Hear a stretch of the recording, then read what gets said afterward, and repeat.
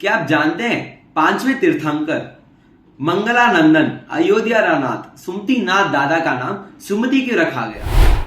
जय केसरी नाथ जी की मेरे सारे शासन प्रेमियों, आज की इस वीडियो में हम इसी सवाल का जवाब जानेंगे। ये उस समय की बात है जब राजा विजयसेन के भव से आयुष्य पूरा कर सुमति नाथ दादा का जीव मंगला माता की रत्न कुक्षी में प्रवेश करते हैं। तब पिता मेघधर राजा के राज दरबार में एक असामान्य सी समस्या आई थी। दो महिलाएं और एक बच्चा। वो दो महिलाएं एक धनी व्यापारी की विधवाएं थी और वो बच्चा उनका इकलौता पुत्र। जब उस व्यापारी का निधन हुआ था तब उसने अपनी सारी धन संपत्ति वो इकलौते पुत्र के नाम कर दिया और वो दोनों विधवाएं उस पुत्र को अपना पुत्र कहने लगी।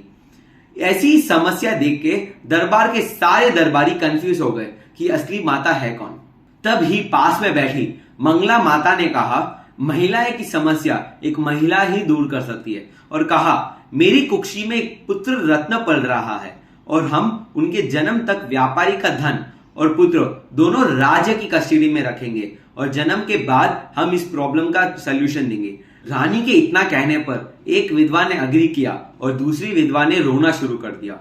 रोती हुई विधवा ने दरबार से कहा कि मेरी बहन को दोनों पुत्र और धन संपत्ति दे दीजिए, पर बस मुझे अपने पुत्र से मिलने की इजाजत दे दीजिए। मैं इतने दिनों तक अपने पुत्र से अलग नहीं रह सकती।